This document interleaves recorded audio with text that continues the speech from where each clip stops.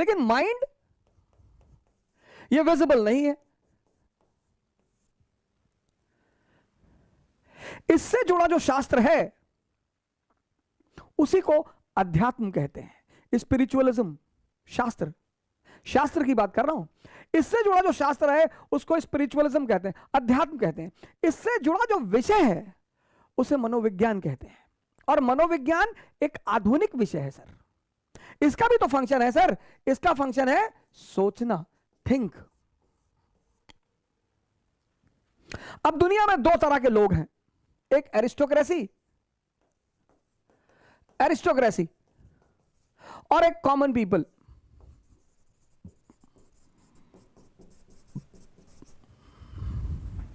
और ये दुनिया में लोग कयामत तक रहेंगे सर, कयामत तक। दुनिया में दो तरह के धर्म हैं, एक एरिस्टोक्रेसी, एक कॉमन पीपल। दुनिया में दो ही जातियां हैं, एक एरिस्टोक्रेसी, एक कॉमन पीपल। दुनिया में दो ही रेस हैं, एक एरिस्टोक्रेसी, एक कॉमन पीपल। इनका परसेंटेज कितना है सर? 2%। इनका परसेंटेज कितना है? 98%।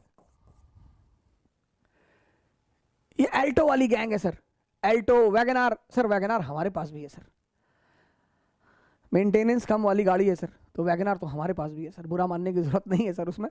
लेकिन ये गैंग, ये लैम्बोर्गिनी वाली गैंग है, रोल्स रॉयस वाली गैंग है सर। और इन दोनों में जो सबसे बड़ा अंतर है, सबसे बड़ा, वो ये है कि ये जानते हैं कि मन का फंक्शन क्या है, मन क्या है और मन का फंक्शन क्या है। मन का फंक्शन है सोचना। अब आप इसको, ये जो गैंग है,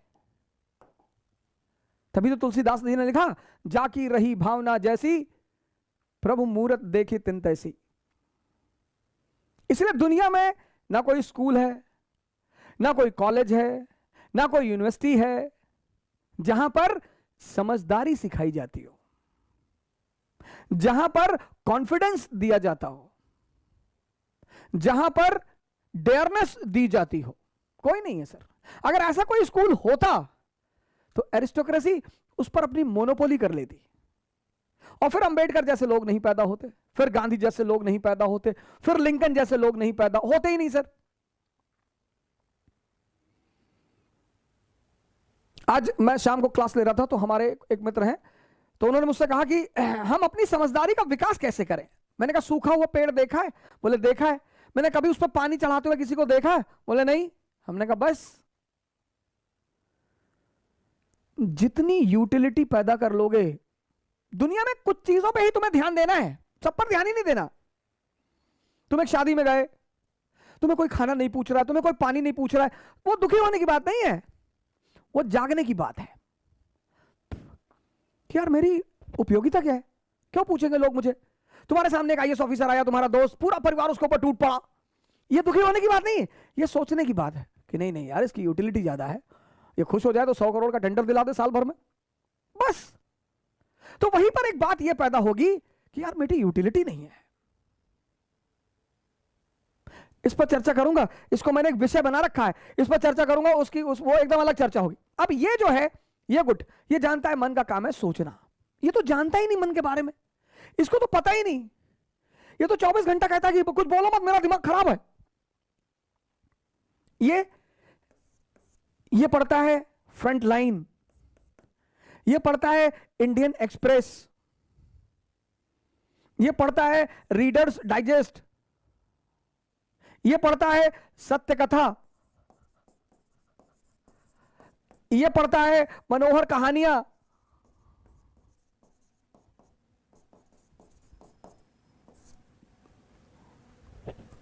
पढ़ते दोनों हैं सर, पढ़ते दोनों हैं सर, पर डिफरेंस है सर। ये सोचता है अंतरराष्ट्रीय संबंध, इंटरनेशनल रिलेशन, ये सोचता है पॉलिटी, ये सोचता है स्पिरिचुअलिज्म, ये सोचता है सेक्स, ये सोचता है फूड, ये सोचता है पैसा।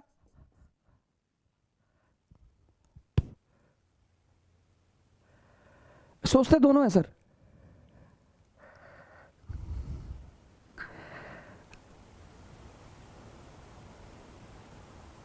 पैसा कमाने की चीज है सर, सोचने की चीज नहीं है। जिसने भी इसको समझ लिया, मन, मेरे बड़े सारे मित्र मुझे मैसेज करते हैं, कॉल करते हैं, पढ़ाई नहीं हो रही, ये नहीं हो रहा। तुम समझ ही नहीं पाए, तुम्हारे पास इतना बड़ा तोहफा है, हटाओ इसको दुनिया से। बुआ ये कह रही थी, मामा ये कह रहे थे, चाचा ये कह रहे थे, अब्बा ये कह रहे थे, फलाने, कहने दो। तुम्हें एक बार सन्यास लेना पड़ेगा। राम को लेना पड़ा, मोहम्मद को लेना पड़ा, जीसस को लेना पड़ा, बुद्ध को लेना पड़ा, महावीर को लेना पड़ा, जनक को लेना पड़ा, कृष्ण को, तुमको भी लेना पड़ेगा अगर तुम महान बनने का सपना देखते हो तो। अगर तुम्हें नौकरी की तलाश है, तुम अगर सिर्फ नौकर बनना चाहते हो कि ना भैया एक नौकरी हमको मिल जाए भैया, हम शादी कर ले भैया, हमको जो है बस एक बीवी मिल जाए और पिंटू चिंटू मिल जाए भैया, और हम 2 BHK फ्लैट, हम ज्यादा नहीं सोचते भैया। हमारे एक मित्र हैं, हमसे कहते हैं कि हमें हवस नहीं है पैसे की, हम पैसा नहीं कमाना चाहते।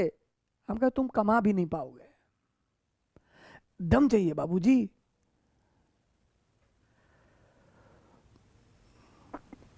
मैं पिछले एक इंस्टीट्यूट में था, तो जब मैंने उसे छोड़ा तो मेरे मित्र हैं, उन्होंने कहा कि खत्म हो जाओगे। मैंने कहा हम विद्रोही हैं, हम करते हैं खत्म। इतिहास पढ़ा है हमने, हिस्ट्री थोड़ा सा ही पढ़ा है, ज्यादा नहीं पढ़ा है, 2-4% ही पढ़ा है, लेकिन जितना पढ़ा है ना सर उतना समझा है, कम पढ़ा है सर। मैं बहुत ज्यादा पढ़ा लिखा आदमी नहीं हूं, यह बात मैं एक्सेप्ट करता हूं। मैं ज्ञानी नहीं हूं, यह भी मैं एक्सेप्ट करता हूं।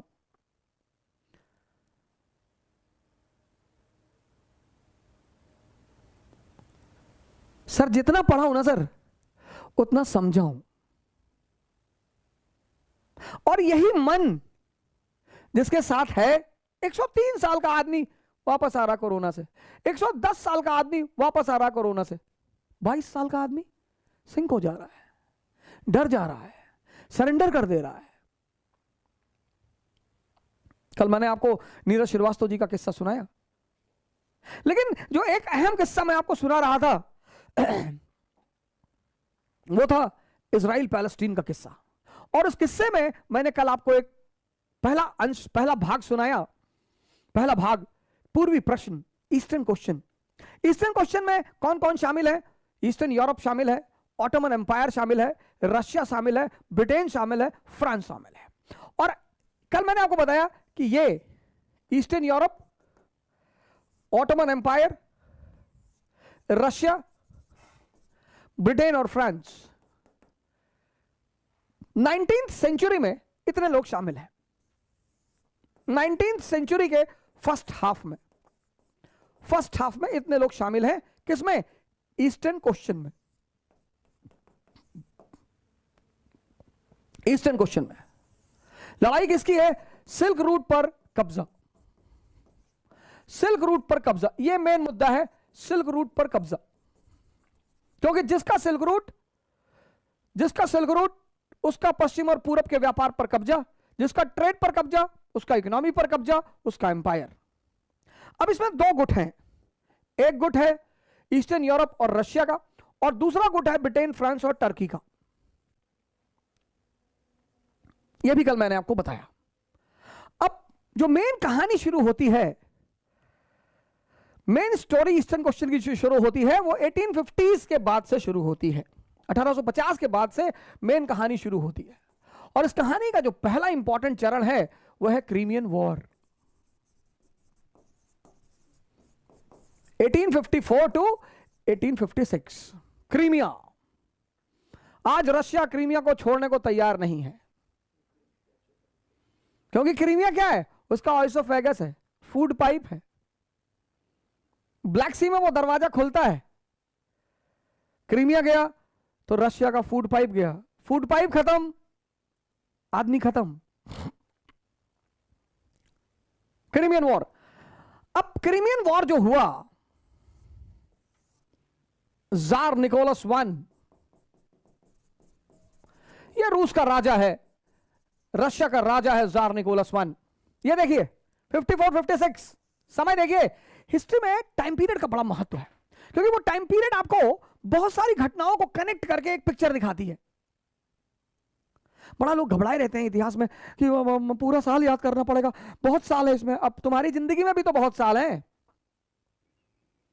लेकिन 2 ही 3 साल याद रखोगे, एक बर्थ डेट, एक मैरिज डेट, एक जिस डेट में फर्स्ट रैंक आई थी आईएएस में वो डेट, ऐसे 2 4 10 डेटें याद रखोगे। ऐसे इतिहास में भी है, कुछ डेटें हैं, कुछ वर्ष हैं जिन्होंने पूरे विश्व के इतिहास पर प्रभाव डाला। Russian revolution 1917, economic depression 1929, 1453 conquest of Constantinople, 1750 industrial revolution. ऐसे 15-20 वर्ष हैं जो आपको आने ही चाहिए। जैसे आपकी पूरी जिंदगी में 2 4 10 वर्ष ही महत्वपूर्ण होंगे, अब आप सब थोड़ी याद रखेंगे। वो वर्ष जिन्होंने आपके जीवन में परिवर्तन किया होगा वो आप याद रखेंगे, वो आप भूलेंगे नहीं। ऐसे कुछ वर्ष हैं जिन्होंने विश्व के इतिहास पर प्रभाव डाला है, वो आपको याद रखने हैं। इसको कहते हैं फैक्टर ऑफ रेलेवेंसी, प्रासंगिकता का सिद्धांत। जैसे पहला पानीपत का युद्ध, पहला तराइन का युद्ध, दूसरा तराइन का युद्ध, चंदावर का युद्ध, वहां से क्या शुरू हुआ? भारत में तुर्क शासन शुरू हुआ। पहला पानीपत, दूसरा पानीपत, मुगल साम्राज्य की स्थापना। बक्सर, पालप्लासी और बक्सर, ब्रिटिश साम्राज्य की स्थापना। इन्होंने भारत के इतिहास को बदला है, यह आपको याद रखना ही रखना है। पहला तराइन, दूसरा तराइन, चंदावर, इससे क्या हुआ? भारत में तुर्क साम्राज्य की स्थापना। इल्तुतमिश, बलबन, अलाउद्दीन। पहला पानीपत, दूसरा पानीपत, इससे क्या हुआ? भारत में मुगल साम्राज्य की स्थापना। प्लासी और बक्सर, इससे क्या हुआ? भारत में ब्रिटिश साम्राज्य की स्थापना। तो 54-56 बड़ा खराब समय था ब्रिटेन के लिए। अमेरिका में दिक्कत चल रही थी, सिविल वॉर की संभावना बन रही थी। यूनाइटेड स्टेट्स ऑफ अमेरिका, यहां सिविल वॉर की संभावना बन रही थी। सिविल वॉर हुआ भी 1860 में। भारत में विद्रोह की संभावना बन रही थी, 1857 का विद्रोह हुआ। और रूस को पता था कि mature people never fight on double front. समझदार जो लोग हैं, सारा राज समझदारी का है। इसीलिए तो राम जंगल जा रहे हैं, तैयारी करनी है। कुछ लोग आईएएस की, अगर आप बड़ी बड़ी तैयारियां कर रहे हैं, गौर से सुनिएगा इस बात को, अगर आप जीवन में बड़ी बड़ी तैयारियां कर रहे हैं और हर फ्रंट पे लड़ रहे हैं। हमारी माता जी हैं, एडवोकेट हैं गोंडा डिस्ट्रिक्ट में, बड़ा परेशान रहती गांव के लोगों को लेकर। भैया वो मड़हा रख लिए खेत में, रखने दो भैया, वो पेड़ था अपने खेत में उसको काट लिए भैया, तो काट लेने दो, पेड़ काट लो, तो दूसरा वाला भी काट ले जाओ। किसके रिश्तेदारों ने, किसके पटीदारों ने किसको खुश रखा है? हां, जब आप ऊंचाई में पहुंच जाएंगे तब ये लोग भाग कर आएंगे। दुनिया में 3 लोगों के बिना आप नहीं रह सकते और 3 लोगों के साथ नहीं रह सकते। कौन है वो 3? पहला है आपके दोस्त, दूसरे हैं आपके पड़ोसी और तीसरे हैं आपके रिश्तेदार। इन तीनों के बिना भी आप नहीं रह सकते और इन तीनों के साथ भी आप नहीं रह सकते। इन तीनों से अपने आप को बचाना ही योग्यता है। आप उठे समस्तीपुर से, बैग उठाए, किसी को बताया ही नहीं कि आप आईएएस की तैयारी करने जा रहे हैं, बताया ही नहीं, आपने चर्चा ही नहीं की। अगर किसी ने पूछा कि दिल्ली जा रहे हो, हाँ वो इन्फो जॉब लग गई है, ऐसा ही जॉब लग गई है। बेंगलोर जा रहे हो, हाँ इन्फोसिस में जॉब लग गई है। जब तुम अपनी महत्वाकांक्षा किसी को बताते हो और तुम योग्य होते हो तो जलन पैदा होती है। यह मानवीय प्रवृत्ति, ऐसा नहीं हमारे में होती, तुम्हारे में होती, सब में होती है,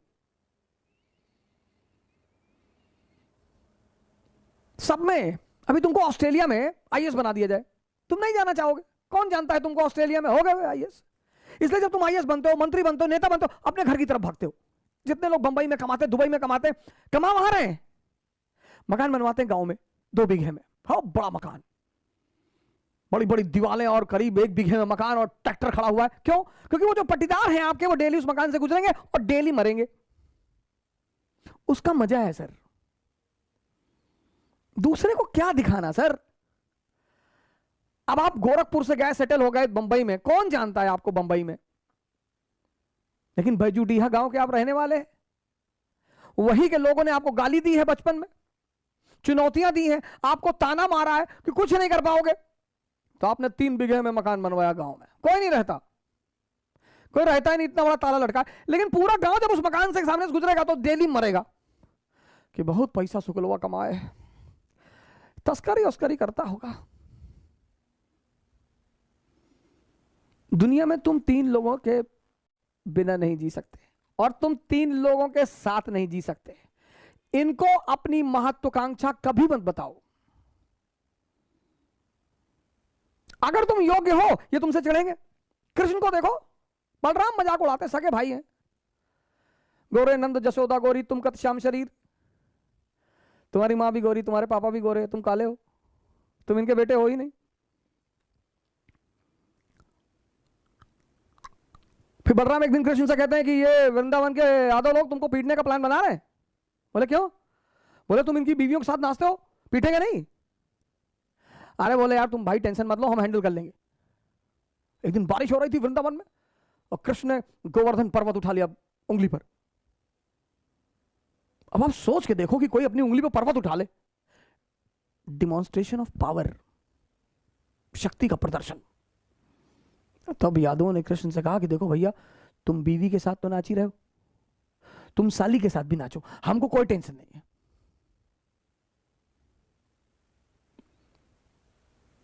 जीवन में तुम्हारी योग्यता तुम्हारी सबसे बड़ी दुश्मन होगी, उसको छिपाना है। 98% लाना योग्यता नहीं है। वो सेल टैक्स कमिश्नर थे लखनऊ में, सुसाइड कर लिया, 2-3 दिन पहले की बात है। योग्यता है इस दुनिया को हैंडल करना। एक साहब है हमारे मित्र, कहते हैं तुम नौजवान क्रांति चला के सबको बचा लोगे। हमने कहा हम तो बचा लेंगे। नहीं नहीं, तुम्हारा क्या मकसद है कि तुम कोरोना से कोई मरता नहीं है? कि मरते तो लोग टिटनेस से भी है। मरने का क्या है? शुगर ज्यादा बढ़ जाए आदमी मर जाए, दूध ज्यादा पी ले डायरिया हो जाए मर जाए। मौत को तो बहाना मांगना है ना, उसे तो बहाना चाहिए। जो बड़ी क्रॉनिक बीमारियां हैं, कैंसर, बड़े सारे लोगों को मैं जानता हूं 10-10 साल से जिंदा है, कुछ नहीं हो रहा है।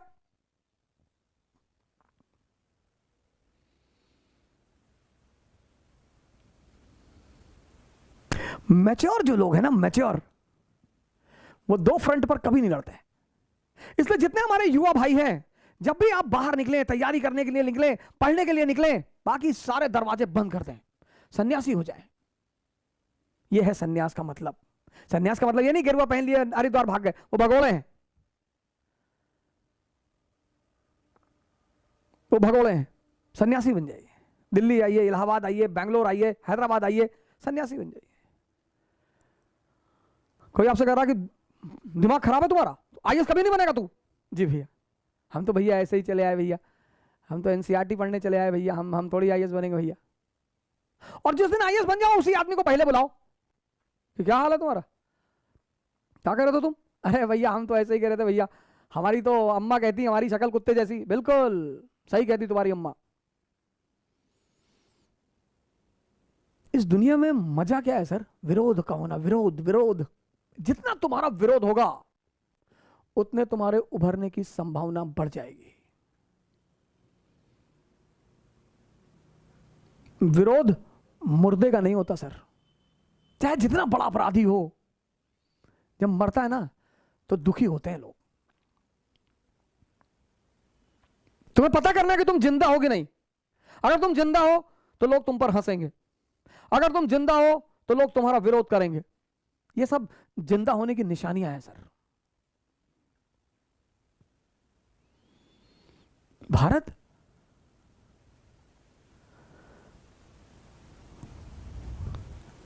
तो जार निकोलस को पता था कि ब्रिटेन परेशानी में है, इसके दोनों पावर हाउस संकट में है, अमेरिका भी संकट में, भारत भी संकट में।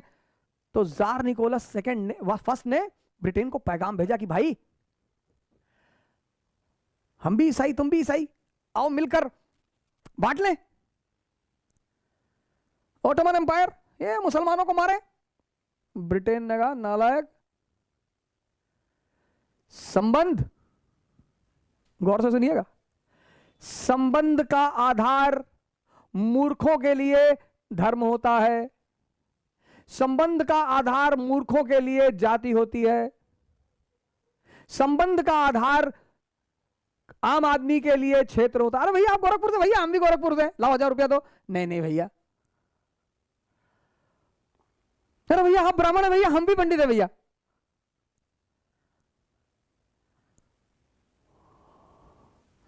आम आदमी के लिए संबंध का आधार क्या है? जाति, धर्म, क्षेत्र। एरिस्टोक्रेसी के लिए संबंध का आधार क्या है? इंटरेस्ट। इंटरेस्ट। दुनिया में इंटरेस्ट छोड़कर है ही क्या? कुछ भी नहीं। और दुनिया में 2 जीवन है। एक बात याद रखिएगा, ये जो सिद्धांतों की बात मैं करता हूं ये दुनिया के लिए करता हूं, वर्ल्ड, इस वर्ल्ड के लिए। एक आध्यात्मिक जीवन है, वो दूसरी दुनिया है सर, वहां के नियम अलग है, वहां के कानून अलग है। जब तक आप इंद्रियों पे हैं आप इस दुनिया में हैं, इस दुनिया के नियम अलग हैं। जब आप चैतन्य पे पहुंच जाएंगे आप उस दुनिया में पहुंच जाएंगे, उस दुनिया के नियम अलग हैं, उस किनारे का नियम अलग है, बुद्ध का नियम अलग है, महावीर का नियम अलग है। लोग हमसे कहते हैं कि अरे आप कृष्ण को कैसे डिफेंड करेंगे? मैंने कहा कृष्ण बहुत बड़े खिलाड़ी हैं, इस दुनिया में भी खेलना जानते हैं, उस दुनिया में भी खेलना जानते हैं, दोनों किनारों पे हैं। आमतौर पर आप एक ने किनारा छोड़ दिया तो आप एक ही किनारे पे बैठेंगे, इसलिए हमने उनको परम योगी कहा। वो जानते हैं इंद्रियों की दुनिया बेईमानों की दुनिया है, तो जिसकी जो दुनिया है उससे उसी भाषा में बात करनी पड़ेगी। इसने कहा निकोलस ने, हम भी ईसाई तुम भी ईसाई। अरे ब्रिटेन ने कहा बदतमीजी वाली बातें मत कर, हम भी ईसाई तुम भी ईसाई।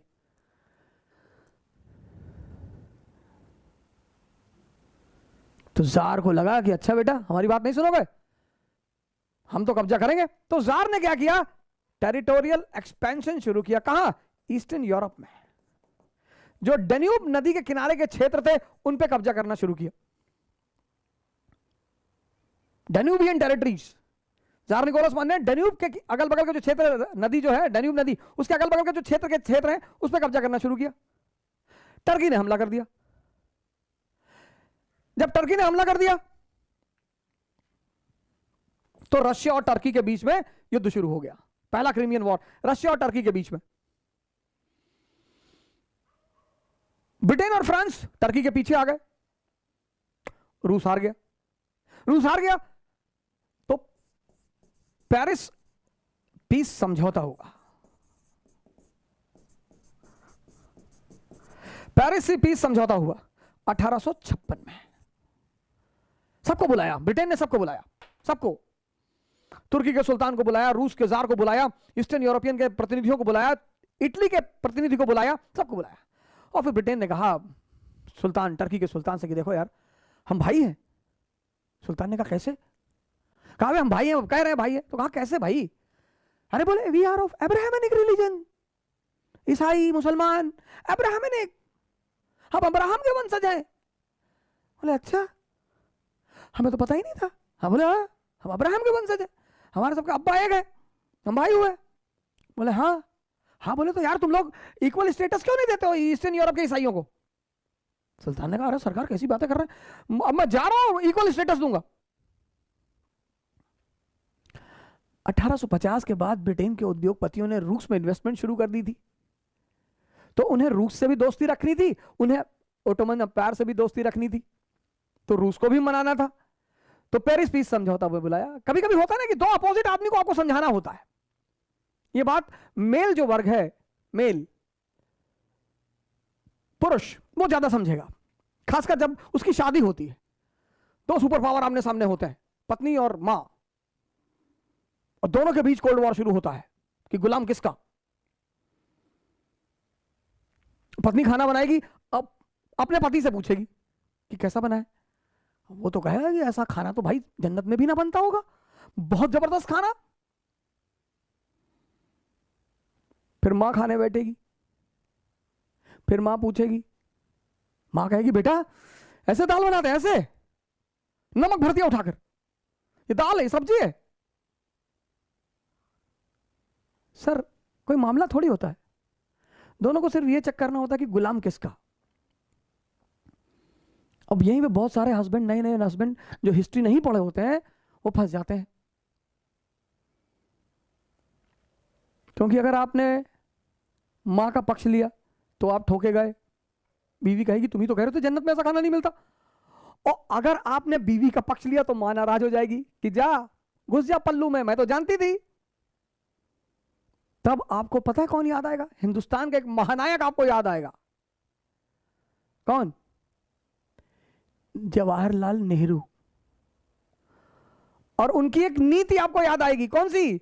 गुट निरपेक्षता, नॉन अलाइंड।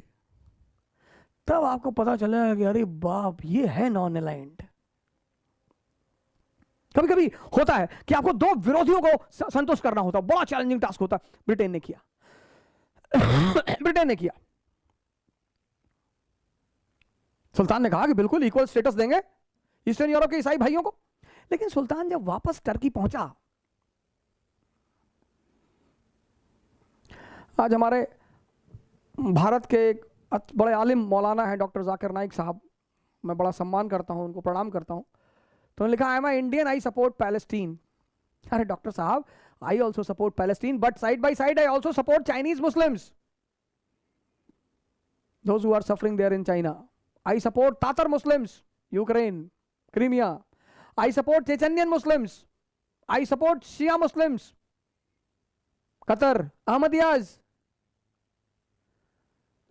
तब हर सप्रेस्ड आदमी को सपोर्ट करो ना चाचा।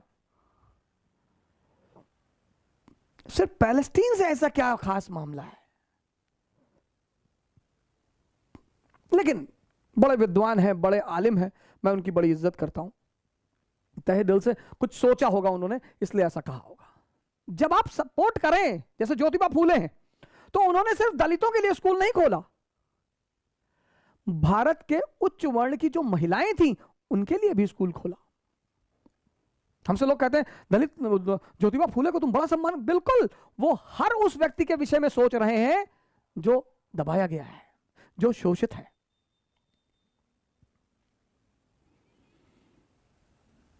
और यह होती है महानता।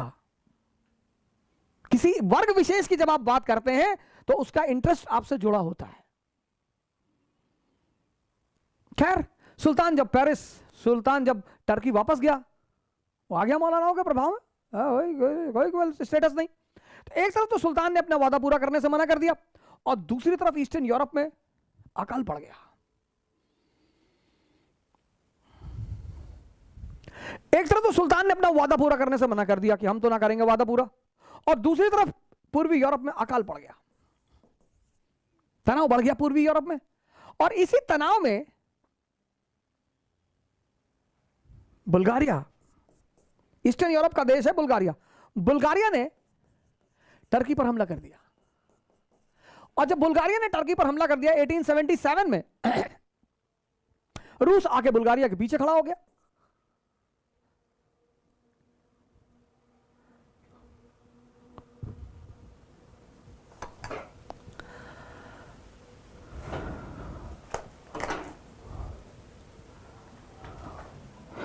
पानी पिलाओ भैया, बहुत तेज प्यास लग गई।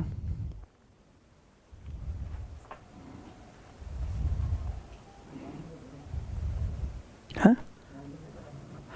ऐसे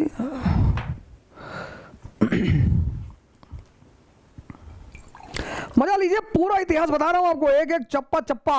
अभी बताऊंगा जर्मनी कैसे एंटर हुआ पूर्वी प्रश्न में, अभी बताऊंगा ऑस्ट्रिया कैसे एंटर हुआ पूर्वी प्रश्न में, फिर बिग बैंग के साथ एंटर करेगा यूनाइटेड स्टेट्स ऑफ अमेरिका।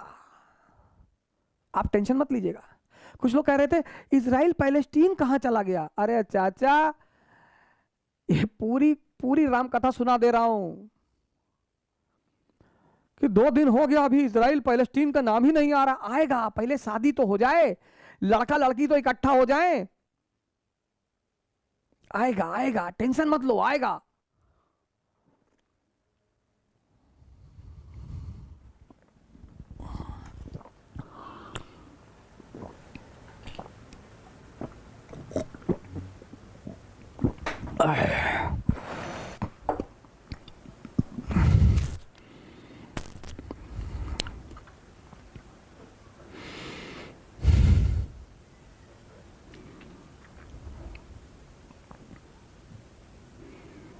आएगा। अभी पहले मैं आपको बताऊंगा ऑटोमन एम्पायर का चीरहरण कैसे हुआ, किसने किया, क्यों किया, तब पूरी कहानी एकदम रूट के साथ आपके सामने खड़ी होगी।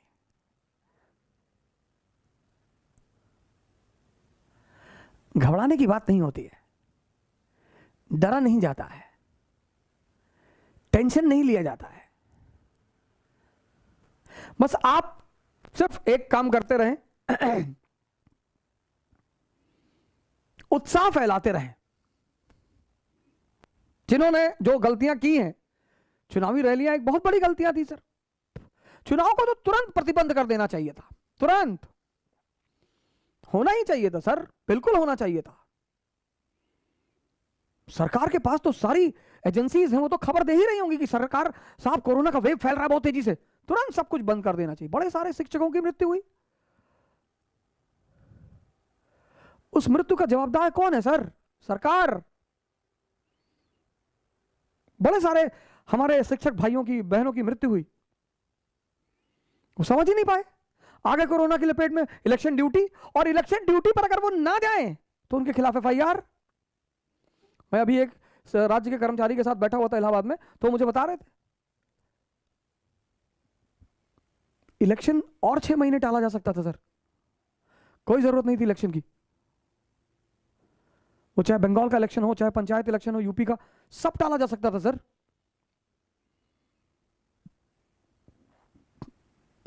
गलत जो भी है सर, उसका विरोध करिए, लेकिन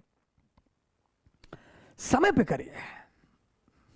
समय का सिद्धांत अगर आपको नहीं पता है ना, अब कृष्ण अगर जेल से निकल सकते हैं पैदा होते ही, और कंस के राक्षसों से लड़ सकते हैं, तो पैदा होते ही अपने मां बाप को भी तो निकाल सकते हैं। नहीं निकाला। समय का सिद्धांत पता है सर। हमारे बहुत सारे भाई बहन हैं जो समय से पहले लड़ना चाहते हैं। नहीं सर,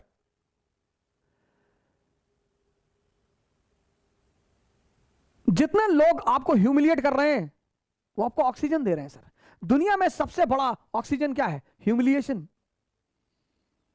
उसको डिप्रेशन में कभी नहीं लेना चाहिए कि अरे हमारा विरोध कर, हमसे कर रहे तो तुम कर ही नहीं पाओगे। अच्छा है, जितने लोगों की ज्यादा तारीफ होती है पूरे जीवन, मैंने देखा मेरे बड़े सारे मित्र हैं, बड़े अच्छे अच्छे घरों में पैदा हुए, रईस घरों में पैदा हुए, जमीन पर कभी पैर ही नहीं रखा।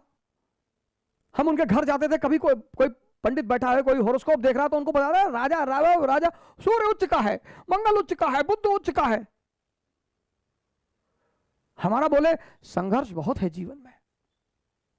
तो हमने एक बार अपने पिताजी से कहा, हमने कहा भाई यार सारा संघर्ष हमारी जिंदगी में यार, वो तो फलाने के लड़के को एक पंडित जी बता रहे थे, बोले बेटा पैसा मिला होगा। अच्छा, जितने ब्यूरोक्रेट के बेटे हैं उनको बहुत होरोस्कोप वाले बड़ा उच्च उच्च बात बता रहे, महामृत्युंजय महाजाप, ये योग है, वो योग है, गजकेसरी योग है, फलाना योग है। कुछ नहीं होता सर। होरोस्कोप का अपना एक महत्व है, उससे मैं इनकार नहीं करता, उसकी अपना एक इंपॉर्टेंस है। कभी मौका मिला तो मैं उस पर चर्चा करूंगा, पर कोई किसी का भविष्य नहीं बता सकता सर, कौन क्या करेगा।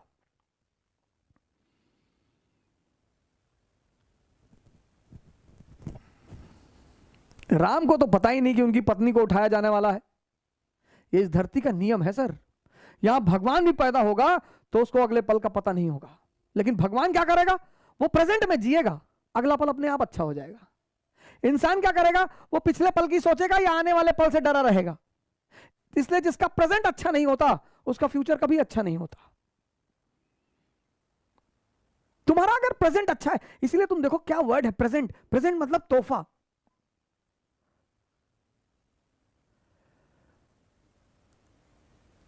Present tense. तुम अपना प्रेजेंट अच्छा कर लो, तुम्हारा फ्यूचर 100% अच्छा होगा, क्योंकि तुम्हारा फ्यूचर बनेगा किससे? तुम्हारे प्रेजेंट से। बुल्गारिया ने साहब हमला कर दिया टर्की पर, रशिया आके बुल्गारिया के पीछे खड़ा हो गया, टर्की हार गया, और यहीं पर हुआ सैन स्टीफानो का समझौता। बड़ा प्यारा समझौता, सैन स्टीफानो का समझौता 1878।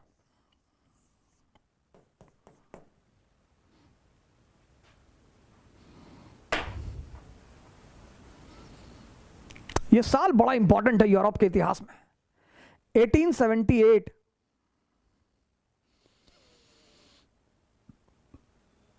इसका भारत से भी गहरा संबंध है सर।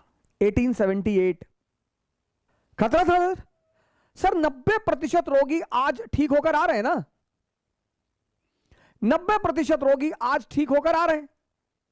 तो क्यों आ रहे हैं सर? अगर कोरोना इतना ही घातक होता तो 90%।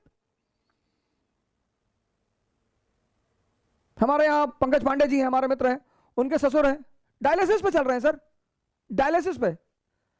कोरोना हो गया, आइसोलेशन में रहे, दवा किया, योगा किया, ध्यान किया, साधना की, ठीक हो गए।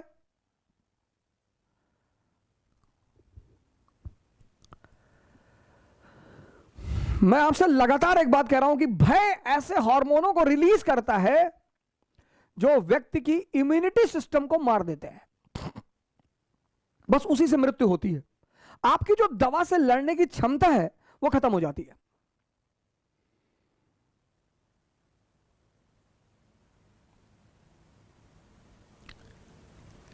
दवा से। और जब आप उत्साहित रहते हैं तो भी शरीर एक हार्मोन रिलीज करता है। वो हार्मोन ही इतना कीमती है सर कि उसमें हल्का सा कुछ भी मिल जाता है, वो व्यक्ति को ठीक कर देता है।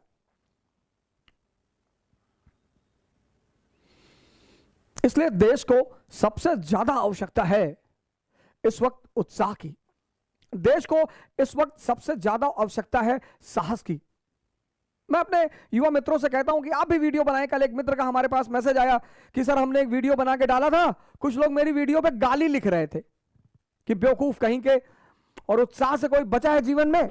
तो मैंने उनसे कहा मित्र, अगर तुम्हारी बात को मैं मान लूं तो मुझे तो कभी वीडियो नहीं बनाना चाहिए। मैंने कहा मान लो तुम्हारे घर में बच्चा पैदा हुआ तो कौन आएगा? बोले मित्र आएंगे। मैंने कहा बिल्कुल मित्र आएंगे, बधाई देने आएंगे। और कौन आएगा? बोले रिश्तेदार आएंगे। मैंने कहा वो भी आएंगे। और कौन आएगा? पड़ोसी आएंगे। मैंने कहा बिल्कुल बधाई देने आएंगे। और कौन आएगा?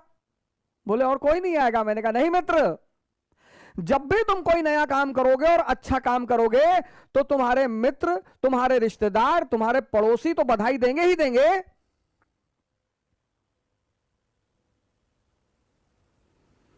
हिजड़े भी बधाई देने आएंगे सर। वो भी, उनका भी तो धर्म है सर, वो अपना धर्म कैसे भूल जाएंगे सर? तो वो भाई साहब बहुत हंसे कि अरे मैंने तो ध्यान नहीं दिया। मैंने कहा ध्यान देना चाहिए। जब भी तुम कोई अच्छा काम करोगे, कोई अच्छी चीज तुम्हारे साथ घटित होगी, शादी होगी, लोग बधाई देने आएंगे, रिश्तेदार आएंगे, मित्र आएंगे, पड़ोसी आएंगे, हिजड़े भी आएंगे सर। तो उन्हें भी तो एहसास कराना है कि भैया हम भी हैं आपके जीवन में, तो वो अपने ढंग से एहसास कराएंगे। मैं आपसे, आपने लीवर का फंक्शन पढ़ा, आपने हार्ट का फंक्शन पढ़ा, आपने पैनक्रियाज का फंक्शन पढ़ा, आपने किडनी का फंक्शन पढ़ा, क्योंकि ये विजिबल बॉडी पार्ट्स है। विजिबल, ये विजिबल बॉडी पार्ट्स हैं, ये दिखाई पड़ते हैं। साइंस की बुक इन्हें क्लास 8 से डायग्राम बना बना के समझाती है बच्चों को कि भैया इनका फंक्शन ये है, इनका फंक्शन ये है, इनका फंक्शन ये है। शुरू करूंगा यहां से कहानी, घबराने की कोई जरूरत नहीं, पैलेस्टीन आएगा सर। मूवी देखते हो ना, बच्चा पैदा होता है, फिर उसके घर में घटना घटती है, फिर वो बड़ा होता है, फिर मूवी के लास्ट में वो बदला लेता है, और सारे मूवी चल रही है सर। मेन उद्देश्य क्या है? मेन उद्देश्य है देश को बचाना, भारत को जगाओ और देश को बचाओ। हर घर में अलग बना दो सर, हर घर में।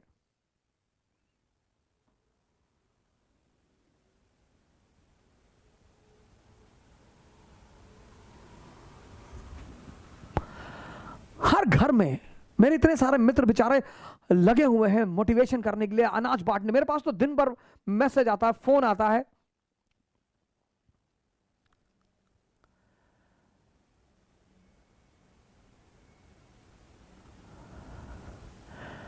अभी मेरे एक मित्र हैं कलकत्ता में, तो उन्होंने कहा अगर आप 2 दिन के लिए आ जाएंगे। मैंने कहा मैं बिल्कुल आऊंगा। बैंगलोर में मेरे मित्र, तमिलनाडु, चेन्नई, गुजरात, कश्मीर, हमारे डॉक्टर भाई बहन, नर्सेस, हमारी पुलिस वाले। पुलिस वालों की जान नहीं है सर, सड़क पर खड़े हैं दिन रात। उनका जीवन जीवन नहीं है, उनको संक्रमण का खतरा नहीं है।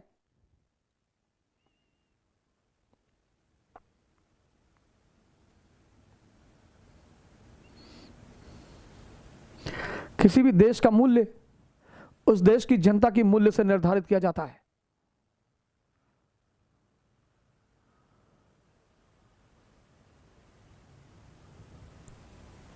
कैक्टस से बाहर निकलो सर, तुलसी लगाओ घर में।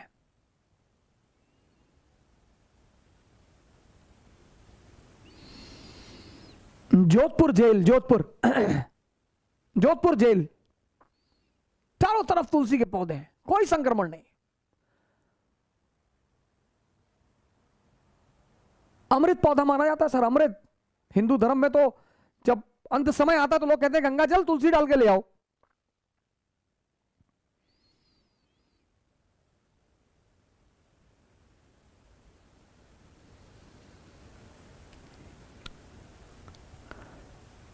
भारत को जगाओ सर और देश को बचाओ। और ये बचाएगा कौन? युवा। ये जो लाखों भगत सिंह टहल रहे हैं ना सड़कों पे सर,